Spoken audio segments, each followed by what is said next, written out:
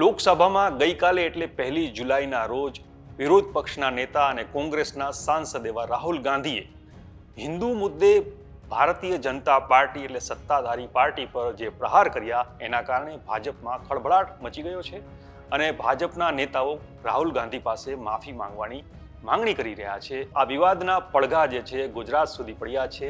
આજે વહેલી સવારે અમદાવાદમાં રાજીવ ગાંધી ભવન એટલે કે કોંગ્રેસના કાર્યાલય પર 20 થી 25 યુવકોના ટોળાએ હુમલો કર્યો, તોડફોડ કરી રાહુલ ગાંધીના પોસ્ટર પર શાહી લગાવી દીધી।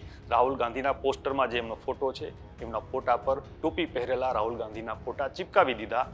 આ ટોળું છે એમાં વિશ્વ હિન્દુ પરિષદ અને બજરંગ દળના કાર્યકરો હોવાનો આક્ષેપ થઈ રહ્યો છે। કોંગ્રેસે આ ઘટનાને વખોડી કાઢી છે। આ બનાવની જાણ થતાં કોંગ્રેસના નેતાઓ રાજીવ ગાંધી ભવન ખાતે પહોંચી ગયા હતા। એમાંથી કોંગ્રેસના પ્રવક્તા હેમાંગ રાવલે શું પ્રતિક્રિયા આપી એ જોઈએ। આજે આ બજરંગ દળના કાર્યકર્તાઓએ જે પ્રમાણે કાયરતાપૂર્ણ હુમલો કર્યો છે, હું ફરીથી અંડરલાઈન કરીને કહું છું, કાયરતાપૂર્ણ હુમલો કર્યો છે। અડધી રાત્રે 4 વાગે, અહીંયા 4 વાગે કોણ હોય? અહીંયા માત્ર ચોકીદાર હતા। દુઃખદ બાબત એ છે કે ચોકીદારના ધર્મપત્ની ઉપર હુમલો થયો છે, ચોકીદારના દીકરા ઉપર હુમલો થયો છે, એ પણ હિન્દુ હતા। અને એનેથી વધારે ચોકીદારની દીકરી કે જે સગર્ભા છે એની ઉપર પણ હુમલો કરવામાં આવેલો છે।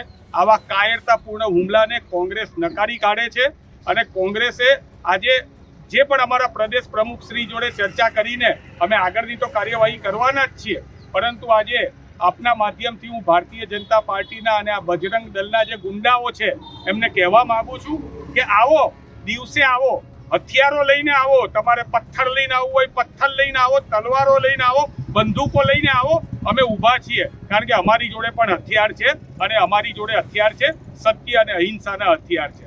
તમારા કાયરતાપૂર્ણ હુમલાથી અમે ડરવાના નથી।